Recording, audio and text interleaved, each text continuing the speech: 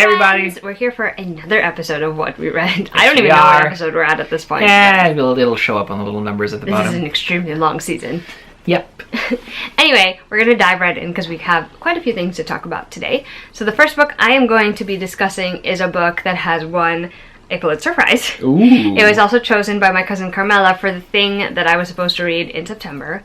And that book is The Goldfinch by Donna Tartt. Oh yeah, there's a movie that just came out. Yes, that's exactly why she chose it. So I actually read some of this physically, but I also listened to the audiobook for it. And both were pretty good experiences. Here's the thing about The Goldfinch. The entire story centers around this boy. He's at the Met with his mom when a bombing occurs, like a terrorist attack occurs. And he inadvertently ends up taking a painting from the Met home with him. On the advisement of some grizzled old kind of, hey, you can't let this thing go to whatever. Exactly. That's the starting point, and then it just goes on and on from there until he's an actual adult. From there. It's interesting in terms of seeing, first of all, what happens after a tragic event like that happens to you and how you choose to respond to it. And it doesn't help that the main character, Theo, has like the most messed up home life ever afterwards. His dad is not the greatest role model, and he has no one really to like look up to in that sense. It's like watching a train wreck, really, because this is a book filled with bad decisions. That's what it is. Every single part of Theo's life has some bad decision involved in it, and it's hard to watch because you want to be like, but I know you're trying to be a decent person, and I know you can be a decent person, so why are you doing this bullshit? Why are you making this choice? And yet, you also kind of see it from the other perspective where you're like, oh, this is what led him down that path. So in terms of like something that explores a person's psyche and like why they would make the choice they make, real interesting. It's a real dense read, so it takes a while to like get into the flow of things. And like you also wonder half the time like how the painting is gonna have anything to do with anything, and it eventually all comes together. Because I like this exploration into this character's life and into this person, even though I didn't necessarily love him as a person, I just read this book so much faster than I thought I was going to. Oh, that's interesting. I don't think it's necessarily a book that everyone would love, because it's one of those books where if you are not interested in character studies like that, or like full in-depth like stories that follow the character from when they're young until they're a lot older, and explore like this, and explore like all the choices they make and all the situations they're put in, then maybe this one's not for you. But personally, I thought it was a very interesting read.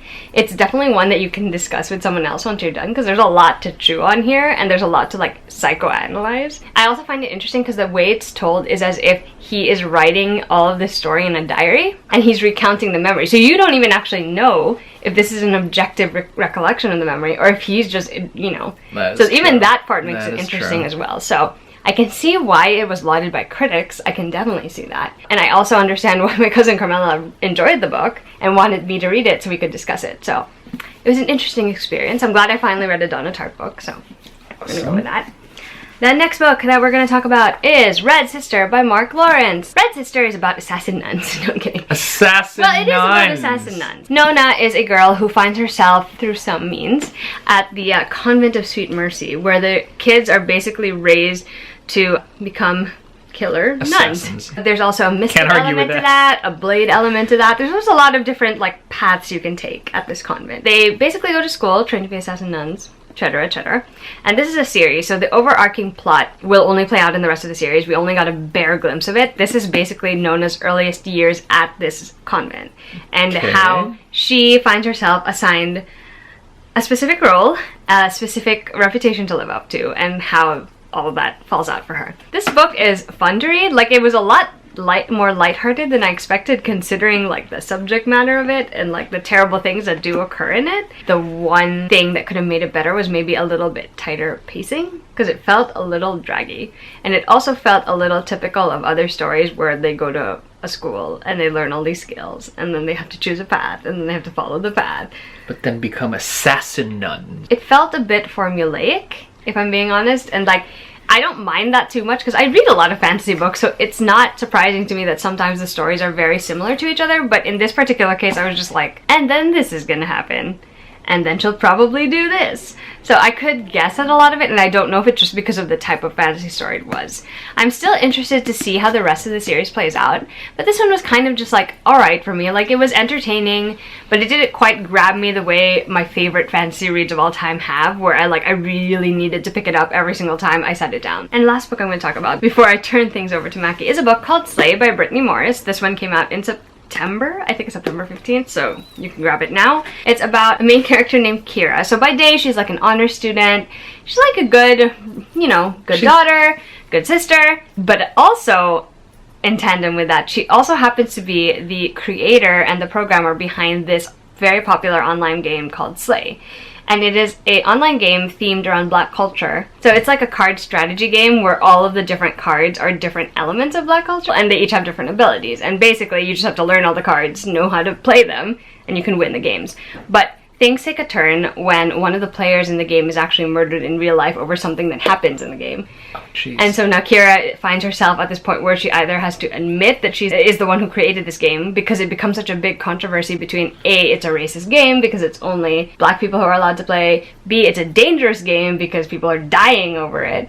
And so that's crazy. It spirals into something real interesting. So what I like about it is it explores a lot of the themes and the issues we have with race through the lens of a teenage girl who just wants to celebrate her culture. She doesn't get the chance to do that on a day-to-day basis because she goes to a primarily white school, lives in a primarily white neighborhood. And so she really wants to celebrate her culture in this way that she knows how. And for her, it's always been this safe space. People come and congregate because that's what they want too. And to have this event take over everything and threaten what little she has left. Yeah, exactly. Is obviously and so there's a lot of internalized conflict that she has to deal with, but she also has to deal with the ramifications of it in real life and how to respond to that. It explores racism in a lot of different facets, and I think that's a very interesting thing for it to do. I actually think what I like best about this story, aside from the game that she's created and the way that this author portrays Kira's experience, is also how it ends, because I think it was the right ending for this story, and I genuinely think a lot of readers are going to like this one a lot. So I definitely recommend checking it out. It's a really quick read, but it is something that I thought was refreshing and I really enjoyed personally, so I would definitely check it out. Alright, turning it over to you. So more on my Marvel Unlimited binge. Again, for those of you who watch, I subscribe to Marvel Unlimited. It's basically like Netflix or comics, but everything that Marvel has released 6 months to the day today prior. So very behind. I was a half a year behind everybody else, and on that we shall begin. Finally got to start the Edge of Venomverse what does series. That even mean? I know. People have seen Into the Spider-Verse for Spider-Man, cool. For the most part. There are a lot of people who maybe didn't read comics then, but only just sort of watch the movies. Mm-hmm. You see that there's this larger sort of thing of different Spider-Man all over the place. Apparently, it's not just Spider-Man who's all over the place. Venom has got a bunch of other kind of things too. And the Spider-Verse piece ran its course. Now it's Venomverse, right? Because something is happening in the symbiote world. Okay. And now a bunch of different alternate reality folks who have been symbiotically fused to the Venom symbiote. So Captain America, Gwenpool, a bunch of other superheroes. It's kind of like a really weird avant-garde show that you're just let's see where else this goes. Because I really just want to get caught up, because I want to see what the Carnage thing looks like. Now, for those of you who don't know, Carnage is a spin-off of Venom, literally and figuratively, where instead of some anti-hero, he bonds with a serial killer, and literal murder ensues. And it took Spider-Man and a bunch of other, really powerful superheroes to sort of, beat this guy down. That's happening now. That's happening. I have to wait 6 months to catch up, because I'm cheap, and yet Marvel Unlimited isn't. But the point is, I know. I was about to be really? But at least with this subscription, I get to read anything and everything anytime I want. Fair. So again, Netflix for Marvel Comics. So can't say it's for everybody, but if you are a Venom fan, definitely check it out. I mean, if you love the concept of the symbiote kind of taking over a person, maybe you want to know what it's like for Venom to possess Captain America, or to possess Wolverine, or a Tyrannosaurus Rex. Yeah, I said it. So that happens there. I was like... I know, right? Which leads me to another TPB, X-Force Volume 1, Sins of the Past. So this is, I want to say, Ed Brisson's run of X-Force. This is set right after the events of, the 5 young X-Men sort of coming into the future and, the present, and then getting sent back to the past. Future young Cable, for those of you who know Cable, Josh Brolin from the Deadpool movies, that guy, his younger self, teen Cable, 16, 17 years old, comes back to the present, murders his older self and retires the older version because he wasn't doing his job, much to the horror of the entire X-Force crew of the past, meaning they don't exist anymore. X-Force has not been together for a long time, so we're talking Domino and Warpath and Shatterstar and a bunch, just the old crew, Boom Boom. They're not together anymore, but the minute they find out that somebody takes Cable out, they're like, oh, we gotta kill this guy. And when they realize it's like Teen Cable, they're like, Cannonball's like, I don't know what to do with this kid, right? And then they rescue a bunch of mutants. So it's weird, and it ends on a really terrible cliffhanger that I'm just like, ugh, hate you 6 months in the thing, but it's coming out soon, the next few episodes, where more of the future stuff follow a young Nathan Dayspring back into the present, and they're like, we're gonna deal with this thing. So they don't even know he's Cable yet, which is weirdly timey-wimey and refreshing, but also so weird. Which leads me finally to I want to say my favorite thing that I've read on Marvel Unlimited so far. Is called Jessica Jones' Purple Daughter. In the story, spoilers, so those of you who don't know, Jessica ends up with Luke. They have a baby named Danielle. She's the cutest thing, and you'd think that she was finally free of the Purple Man until one day Danielle turns purple. And that screws with everyone's brain because, is it Kilgrave's? Is it still Luke's? Screwing with my brain right now. It screws with everybody's brain. And that's the beauty of the Jessica Jones series, is because when you delve into Jessica Jones's world, it's always a mind job. I swear. Carol, in a fit of anger, the last time they tussled with Kilgrave, threw Kilgrave into the sun. That's Carol Danvers, by the way. So Miss Marvel, so just a Brie Larson thing of her. She was so angry at what Kilgrave has done and what he keeps doing to Jessica's life that she willingly committed murder. She would never. She's not supposed to do that. She's one of the good guys. If this were the Punisher or Wolverine, sure, shank a couple of bad guys. Why not? X-23, go ahead. 2 claws, no waiting. But this is Carol. I have to eat my vegetables now because I'm Captain Marvel Danvers, right? And she commits cold-blooded murder by throwing somebody to the sun. Hey, if you were going to murder somebody, that'd be a great way. So no Carol to help out too much here. It's actually Emma Frost who comes to the rescue. Aww. And I just love the banter and how Luke and Jessica are like, she's hot, and Jessica's like, yeah, she is. It's super fun, and it's great. It's the mystery of why is my daughter purple. The fact that they had to go back to the Purple Man to me was a little like, come on guys, he's supposed to be dead. What is this? And when you find out what actually happened, you're like, all right, fine. Read it if you love Jessica Jones. Read it if you love the psychological thrill of what's going on here, the control games. There are purple people involved. I mean, in this one, Purple Man has a son, has a daughter. He has people with that kind of power. And where on the good or the bad side they lie is up to you. So it's a great mini-series. I didn't think they could breathe life into this. I was totally imagining Kristen Ritter and even David Tennant. And Lord knows I want to see this on Netflix. If they were going to do Jessica Jones season 8 or something like that, because they have a baby now with Luke.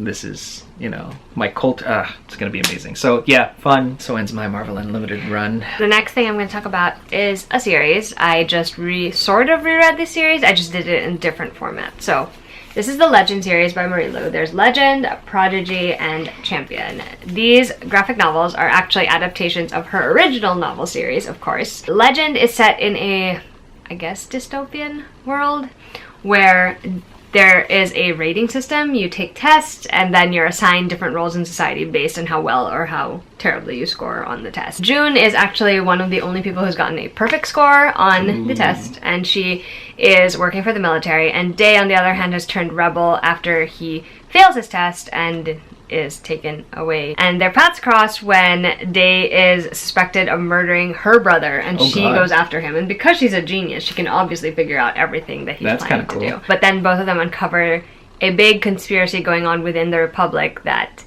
nobody else knows about, and they may or may not team up.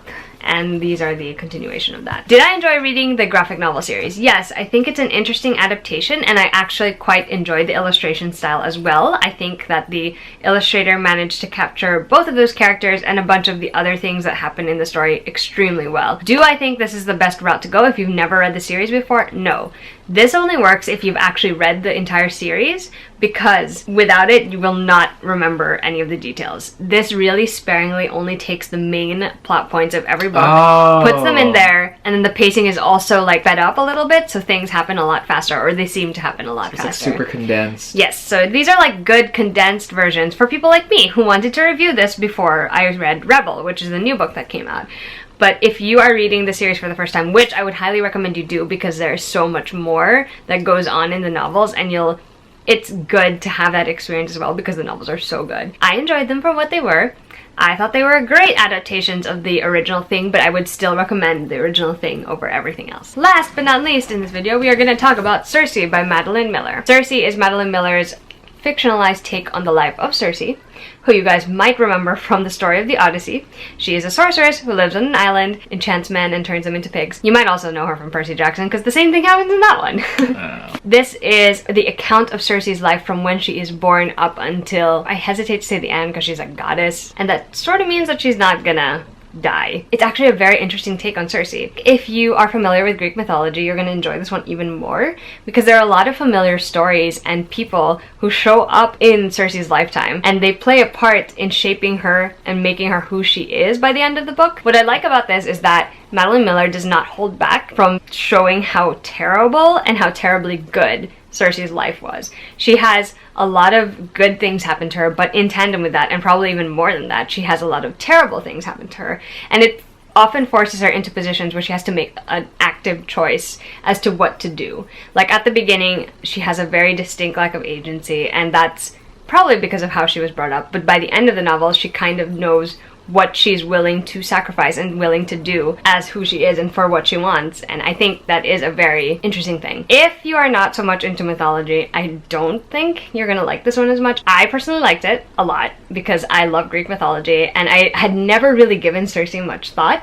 But after reading the story, I'm like convinced, like in my mind, I'm like, this is exactly what Cersei's story was. This is the true retelling of Cersei's story. I definitely enjoyed it. I'm glad I finally read it. And that was the last book for this edition of What We Read. We hope you enjoyed this video. If you have comments on any of the books that we talked about, please leave them down below. I would especially love to hear your thoughts on Cersei, possibly the Goldfinch, because I think that one's an interesting one to talk about. I'll see you guys with another video soon. Bye! Bye!